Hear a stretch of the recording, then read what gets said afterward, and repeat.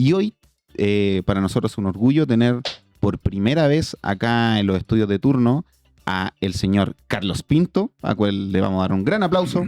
Bienvenido, Carlos. Muchas gracias, de verdad. Nadie hacía presagiar que usted estaría acá en turno, ¿eh?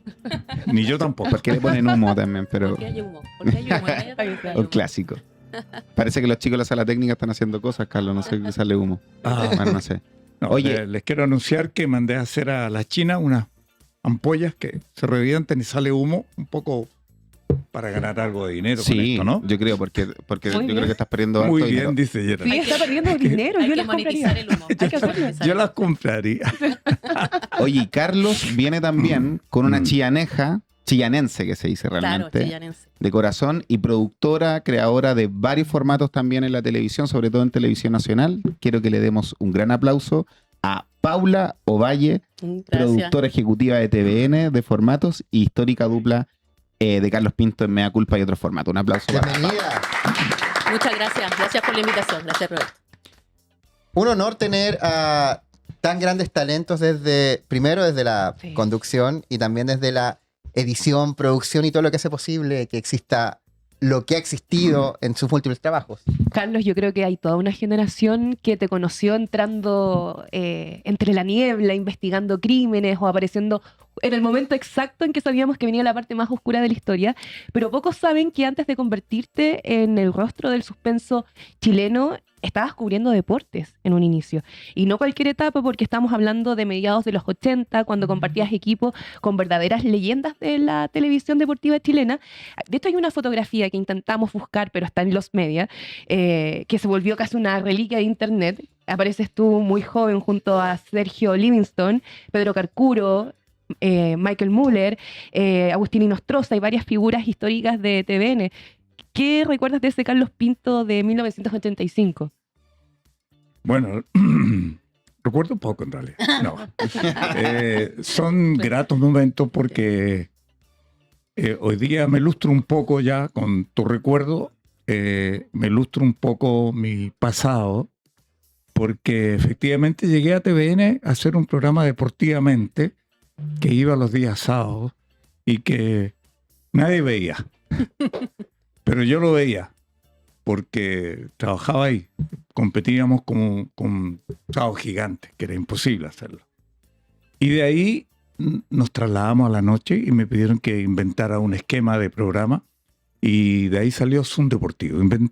Inventé, tampoco es un gran invento, pero salió de mí la idea de hacer un semanario deportivo, un compendio deportivo al fin de semana que se llamó Zoom Deportivo, que guardaba relación con algo que la gente no conocía mucho, que es el efecto de un lente zoom de acercamiento y distanciamiento.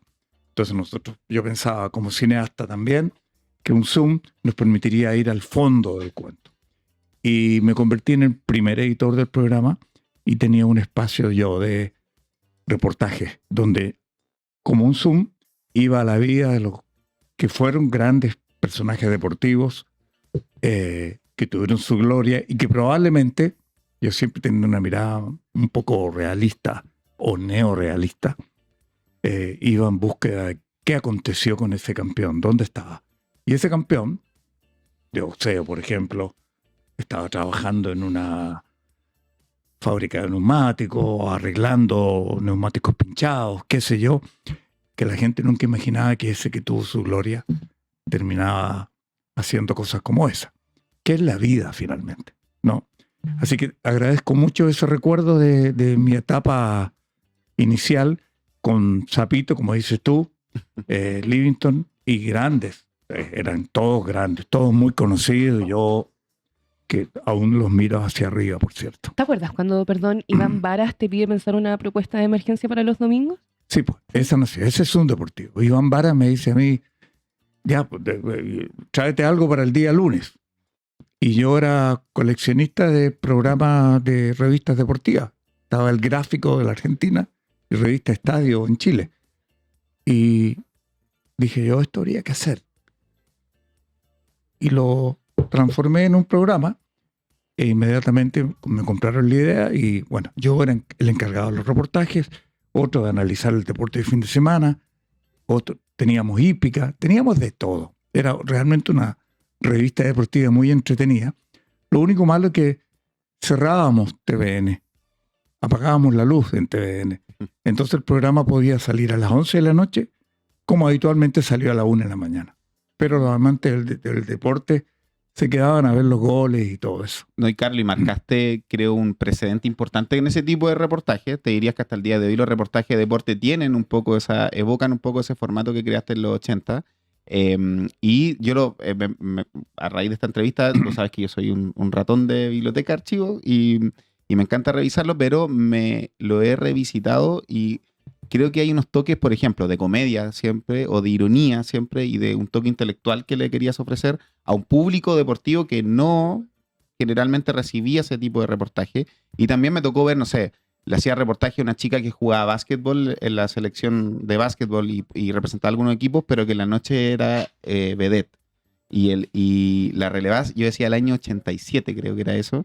Y ese tipo de reportaje, ahora hace poco se murió el Piritore Cabrera, y Sí, también se hizo muy conocido también en le hice un reportaje. reportaje y todas las cosas, sí. Mira, me recuerdo de muchas cosas que me llegaban, me instaban un poco, te agradezco.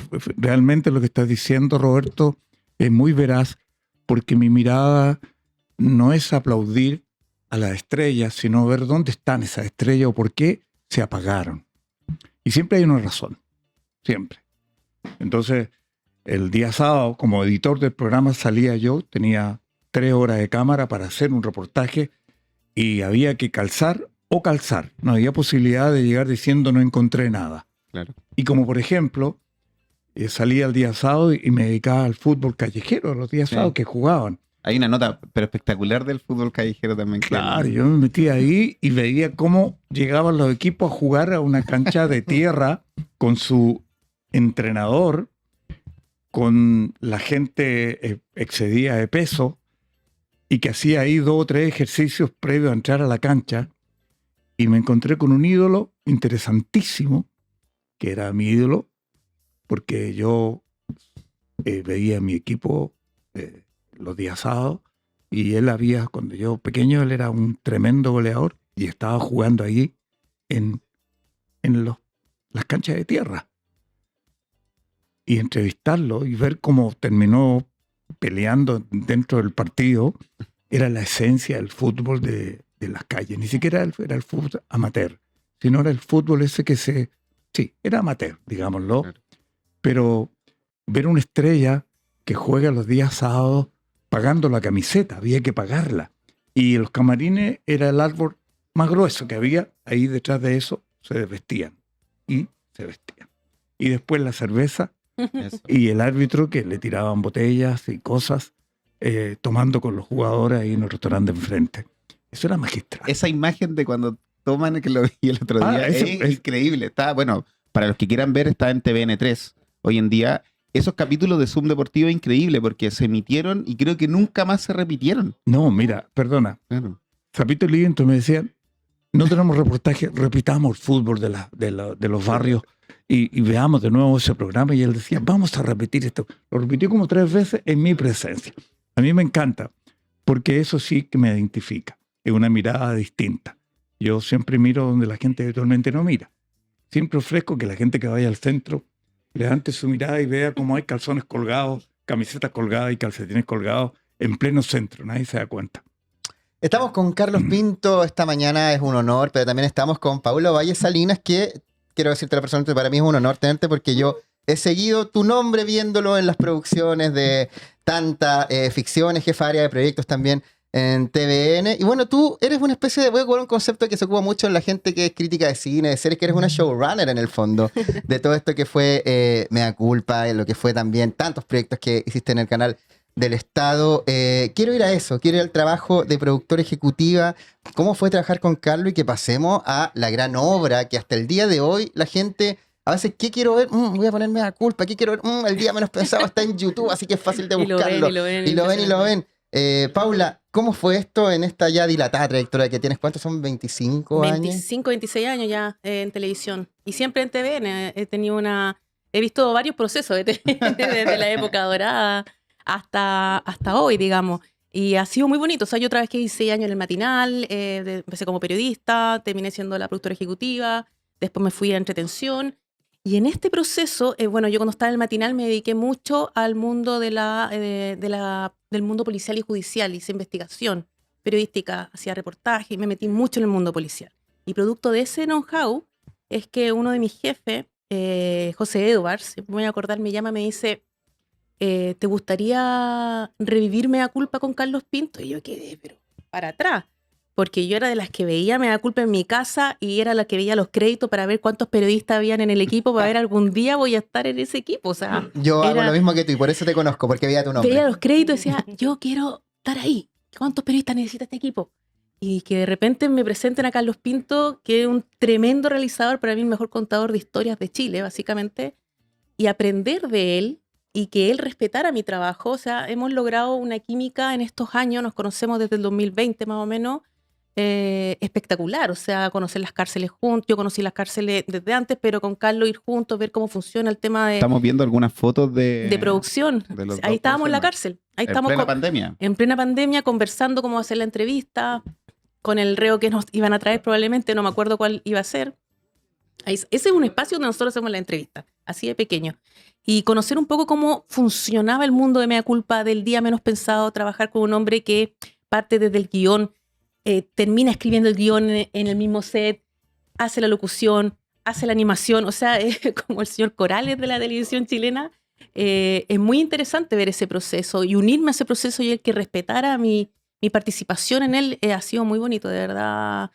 Ha sido un aprendizaje muy, muy importante. Estuviste también en Enigma, en Sí, Brava. programazo. Sí. En Brava, que estuvimos con Claudia y con Claro. el Pollo la Sí. semana pasada, que tú también fuiste parte, que el Roberto nos contaba que fue muy barato de hacer y al mismo tiempo muy exitoso. Sí. Así que quiero felicitarte por tu capacidad ejecutiva y periodística y productiva. Paradójicamente hablamos la semana Ujú. pasada y yo no me acordaba y la nombramos, de hecho, a la Paula la semana pasada. Y ahora hablando Enigma me acordé fue y le dije, bonito. Paula, ¿verdad que hablamos de Brava y Brava. te tocó? Claro. Brava era un documental que el material estaba prácticamente hecho en un 80%. Nosotros grabábamos entrevistas y cosas así para complementar un poco el contenido, pero el gran tema era armar un buen arco dramático para esa serie y fue un trabajo que nos encomendó Roberto en ese minuto y que fue muy bonito y difícil de hacer porque igual era un material súper crudo y había que visionar todas las horas y poder seleccionar lo mejor. Fue un bonito desafío también.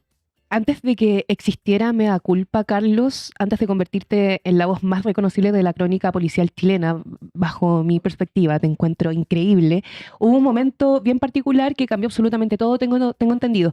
Tú entraste a una cárcel para hacer un reportaje completamente distinto y terminaste encontrándote con niños de 8, 10 o 12 años viviendo prácticamente junto a delincuentes adultos. Ahí comienza toda la historia, ¿cierto? Ahí comienza una historia que, como el efecto mariposa, digo yo, de alguna manera hay hechos que cambian fundamentalmente tu vida. Yo hice prensa y nunca pensé que podría convertirme en periodista calificado como desde el punto de vista policial. No me agrada necesariamente. Siempre fui un periodista volante, es decir, anda a buscar a un artista que llega, faltó la experta en economía, allá me mandaban. Era un periodista parche. Digamos la verdad, en eso no puedo lustrarme mucho. Y terminaba yo haciendo cosas que los otros periodistas no hacían. Y bueno, eso me dio mucho temple para hacer de pronto choques en la esquina donde habían muertos, ¿no? Y me convertí no en periodista como la gente piensa, un exhaustivo periodista policial. Lo que hice yo, que estando en Informe Especial, porque yo ingresé a Informe Especial tardíamente con los 4 grandes jinetes del periodismo chileno, y yo, que los miro aún con mucho respeto, debo decirlo, me envían a, ¿qué quieres hacer? Me dicen.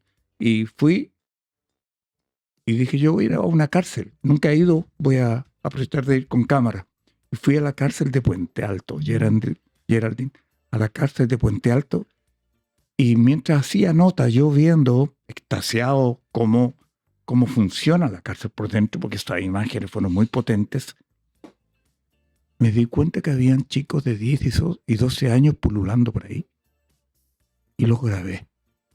Y no me di cuenta que estaba denunciando que habían cárceles para niños, literalmente, no hogares de menores, cárceles para niños en cárceles de adultos.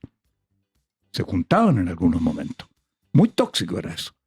Y cuando yo ingenuamente muestro el programa, fue noticia, porque habría descubierto yo las cárceles de menores en Santiago, y ahí entró el ministro o la ministra, no me acuerdo en ese momento, y fue noticia todo eso. Quedé entonces con esta idea popular de que yo era un agudo periodista policial. Agudo soy, pero no era policial. Y cuando se abre la brecha de la existencia de un programa de características policiales, quedé en primera línea. Entonces me llaman para hacer este programa de contador de historias de cárceles. Y nace así Mea Culpa. Que además estamos hablando de un Chile completamente distinto. Súper diferente. No existían Ahora, redes sociales, Yo creo internet. que la gran gracia de Carlos, que nace ahí, ¿cierto? Ingenuamente, como lo plantea él, pero que hasta el día de hoy se mantiene y que la gente reconoce, es que él tiene la capacidad de encontrar historias donde nadie las ve. ¿Ya? Él va a un lugar donde los demás van afuera, van a buscar reportajes a otros países y cosas así, y él va a la Plaza de Armas y logra armar el mejor reportaje del año, por ejemplo, con solo tener esa capacidad de observación que no todos tenemos. Nosotros pasamos de largo a veces y él puede ver esas cosas. Yo lo noto cuando, por ejemplo, él escribe sus guiones y yo los voy leyendo, los vamos compartiendo. A veces está la idea madre solamente, pero él crea todo el mundo. Todo a mano. Todo a manito. Hace unos maravillosos planillas de Excel a mano, Carlos. Con regla y lápiz. Es de la escuela antigua, sí. Bueno, pero Paulita tiene esa capacidad. habla, porque de otra manera yo la habría despedido si no hablara así. No. Lo hace con el Tú no me- cariño, tú no me lo hace con mandas el a mí. cariño. No. También tengo cosas malas que decir de ti, Carlos Pinto. Eso es lo que queremos saber. Por No, favor. No, pero él tiene esa capacidad de ver un poco más allá y de crear. O sea, la creatividad que tiene de contar la historia del relato es súper atractivo. O sea, por ejemplo, El Día Menos Pensado, un programa que es muy conocido, que es muy popular, nace de historias reales. Nosotros tenemos un mail que lo tengo todavía aquí en mi celular, que ¿Está se llama... activo todavía? Está activo. Hasta el día de hoy me llegan Increíble. historias. El día menos pensado @tvn.cl, pasó el dato para la gente que quiera mandar historias. Siguen llegando, a pesar de que no estamos haciendo el programa, pero llega una historia que es un parrafito. O sea, me pasó esto en tal fecha, me asusté y casi me morí de susto. Listo. Carlos toma eso, inventa, es como con un huevito hacer un pastel de merengue gigante. Y eso es lo atractivo, ese proceso creativo es muy bonito. Yo por lo menos he aprendido mucho de eso y lo he aplicado también en mi trabajo. Oye, quiero contextualizar un poco y que no nos perdamos cómo nace Mea Culpa y cómo Sí. también este momento de Carlos en la televisión viene de hacer este tipo, como tú dijiste el ejemplo, eres como un periodista parche y donde yo creo que te ponían performabas, como que le iba bien.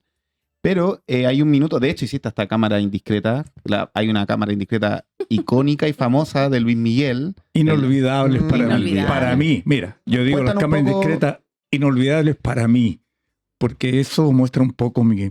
A ver, Cuéntale un poco al público de qué se sí. trató esa cámara, en qué momento se hizo. no soy tan estrella como ustedes piensan, de verdad. Lo que sucede es que, paralela a mi condición de reportero, yo soy cineasta de profesión. Y nunca uno cuenta estas cosas porque si yo fuera astronauta no diría soy periodista y además astronauta. Porque ser cineasta es como ser astronauta en un país donde el cine es escaso, ¿no? Perdón, Carlos, solamente para complementar que justamente ayer, y recordé también que en pandemia yo vi Mea Culpa el día menos pensado en YouTube porque no tenía nada más que hacer, y justamente ayer lo volví a repasar, Mea Culpa, y me di cuenta de los planos y dije, ¿quién será el encargado de arte? Y ahora que dices que eres cineasta de profesión, me hace todo el sentido del mundo. Claro. Entonces cuando Paulita dice yo miro cosas distintas, es que los cineastas vemos cosas que ven los cineastas solamente. ¿Ok? Entonces unir estas dos carreras, sí, hoy día cuento el chiste, me permitió ser lo que he ido siendo. Porque tú que has estado en la televisión, Roberto, y conoces a los realizadores, conoces a los periodistas y a quienes te golpeaban la puerta para decir cómprame esta idea, tú te das cuenta que uno va pululando con material distinto, con una mirada distinta, que contado así tiene explicación, no es tan gratuito. mi vida es mirar donde otros no miran y hacer cosas que otros no hacen. Entonces, mi máxima siempre es pensar en qué haría Juanito, que hace las cosas simples, qué haría Pedrito, que no las hace tan simple, sino que le pone algo de más, y qué haría Felipe, ¿ah? Que hace no las cosas simples ni las complicadas, sino que busca lo extraordinario. Bueno, yo me salto a los 3. Tengo que superar a esos 3. O si no, no hay programa. ¿Y cómo aplicaste eso para hacerle una cámara indiscreta a Luis Miguel? No, pero porque tiene todo lo que estás diciendo, incluso las notas que decía antes, tiene lo del cine, pero verlo aplicado en formatos de entretención y de comedia. Yo creo que evoca mucho lo que incluso hizo Felipe Abello después, como estas notas que realizaba esta cámara indiscreta que ahora estamos viendo Está en pantalla. a Luis Miguel, por ejemplo. ¿De dónde, cómo? Estoy en Concepción haciendo un trabajo y caminé desde donde grabamos, me da culpa, que gente me seguía de pronto en la calle, nos seguía, qué sé yo, porque a la gente le encantaba el programa. Y era locura en provincia. Y yendo hacia la plaza, llegó un tipo jadeando. Disculpa. Y me mira y me dice, te he seguido varias cuadras. ¿Podrías tú firmarme un autógrafo? ¿Cómo te llamas? Felipe Abello. No, Sí. mentira. Sí. Nunca me olvidé porque veía yo un tipo que decía... ¿Qué le dijiste? No lo doy autógrafo. Conociéndolo después diría, debía haberle jugado una broma. ¿No? Le firmé un autógrafo. Me acuerdo porque él me lo recordó. Me dijo, yo fui uno que te seguí y claro. Carlos, pero no olvidemos que Felipe Abello, la gente lo olvida porque lo conoce como comediante, pero él es periodista. Sí, claro. Él estudió periodismo, entonces seguramente te admiraba también tu ejercicio periodístico, porque lo que se hizo con Mea Culpa, yo ayer lo estaba revisando también nuevamente, es una maravilla desde la conceptualización. Es ficción, pero tiene periodismo después porque entrevistan a la persona real, entonces tú estás esperando ver cómo es la persona real, cómo se parece el actor, pero es una... juega al límite entre la ficción y la no ficción porque está actuado, pero después vemos a la persona real, pero está investigada, hay proceso de investigación. Es un proceso súper difícil. Mezclan el cine y el periodismo de una forma increíble. Sebastián, yo vine invitado aquí por mi amigo Roberto. Vamos a hablar de tu libro, porque yo ya hoy día me creo escritor, ¿no? Y no tengo el libro, tengo otro aquí de Laura Sanders. Pero a través de las firmas del libro, que lo hago habitualmente, yo voy a casi todas las ferias importantes que se hacen en Chile, y ahí tengo el cariño de la gente que está basado de la forma como ustedes lo plantean. Darle un supravalor a un programa que ya existe, que está grabado, que hay más de 200 casos hechos, tanto del día menos pensado, también con una cuota no menor. Entonces yo recojo esa impresión de la gente, la misma que recoges tú. Me dijo, estoy viendo este programa, lo he visto varias veces, pero me olvido, entonces lo veo permanentemente y le encuentran cosas que probablemente ni siquiera yo me di cuenta. Valores que persisten en el tiempo. Y eso es lo que a mí me llena de satisfacción, quiero decirlo, cuando firmo un libro, porque la gente dice, aquí está mi abuela, aquí está mi esposo y aquí está mi hijo. Y el hijo dice, oh, Carlos, ¿me conoce? Porque con la abuela ve el programa. Existe una comunidad muy bonita. Claro. Pero vuelvo a tu pregunta, el del día menos pensado. Ahí está mi parte de niño, muy de niño, de inventar cosas con un grado de ironía, pero también con un subtexto interesantísimo, de mucha ironía, digo. Y claro, a mí me mandan a Viña del Mar para entrevistar a cantantes y preguntar cómo va con tu último disco. Que en estos programas satélites del festival. Claro, los satélites. Aquí Hotel Viña, Aquí Hotel O'Higgins, algo así. Claro. Y yo me negaba a eso. Y entonces le dije a la directora, ¿será posible que yo haga algo más entretenido que esto? Pues no, tienes que entrevistarlo. Dame una oportunidad. Y me dio la oportunidad. Gabriela Tesmer. Ella. Directora de DPAPA también. Directora de grandes programas y todo. Te recuerdo con mucho cariño. Sí. Y ella me dio la oportunidad, me dijo, bueno, a ver, ¿qué quieres hacer? Y le muestro, me dijo, hagamos esto. Y empiezo a hacer. Me va muy bien en Viña del Mar, me traslado rápidamente a Santiago para responderte. Para Y hay pasa un- con Luis Miguel, eso, No, lo que pasa es que después hace Antonio Bodanovich un programa siempre, de siempre el lunes. concierto. No, Concierto. era en vivo. Mm. Se llamaba el programa En Vivo, donde traía un cantante para hacer un concierto. ¿Y qué hacemos con el cantante? ¿Tú los podrías hacer una cámara indiscreta de ellos? Encantado. Porque eso no lo hace nadie, burlarse de sus ídolos. Más que burlarse, es ponerle una cascarita de plátano a ver de qué manera cae, obviamente que lo recogíamos. Y ahí él dice que viene a Santiago un día martes y llega un día viernes. Y a mí se me ocurre pasarlo por aduana en forma especial y decirle, usted es responsable de toda la quebrazón de vidrios que hubo aquí en el aeropuerto de Cerrillos, no, perdón, de Pudahuel? Pudahuel. Y él queda mirando, voy a llamar a mi padre. Y yo tenía a Raúl Hernández, que es Sí. el Marcelo de Cachureos. Marcelo Hernández. Claro. O Raúl Hernández. Raúl. Así Él se se llama pone Marcelo. Marcelo. Se Claro, llama Raúl. así se Ah, llama mira. Raúl. Sí, se llama Raúl. Me golpeas. Te golpeo. Mira. Y entonces él contrato al A Jorge Garrido, guardia, ¿no? a Jorge Garrido, que era Sí. el guardia Sí. Del Happening con del Ja. Happening con Ja, y ahí se mete también Bodanovich a actuar. Sí. Todos coludidos para cobrarle esta cuenta millonaria de su tardanza en llegar y lo hacemos responsable. Y él llama al papá y Marcelo, cantante, ¿no? Que era de Cachureo, le dice, no señor, es con usted esto. Usted tiene que responder. Y el papá, este papá de la serie, ¿cómo Sí. se llama el padre? Luisito Rey. Luisito Rey, que trató de meterse y tuvo que quedarse allá. Ahí tengo su imagen de él en vivo, que no pudo meterse a la conversación porque estaba prohibido. Y entonces le dice eso, ¿quién paga esto? Y él no sabía qué hacer. Y le dimos duro a por Miguel, y yo hacía de periodista. ¿Cómo se siente en este instante y todo? Y hay una estupidez que está en el libreto donde Marcelo, cantante, entre toda la faramaña que estaba sucediendo y el pobre no sabía qué hacer, le dice, ¿quieres un chicle? Oh, no, eso me encantó a mí porque me representa la estupidez, ¿no? Y finalmente llegó a tal que Antonio vio que esto se escapaba de las manos y dijo, allá, ¿cuánto debe? $12.500. Ok, sacó la chequera y lo hizo para ponerle fin a este drama que estaba viviendo el pobre Luis Miguel.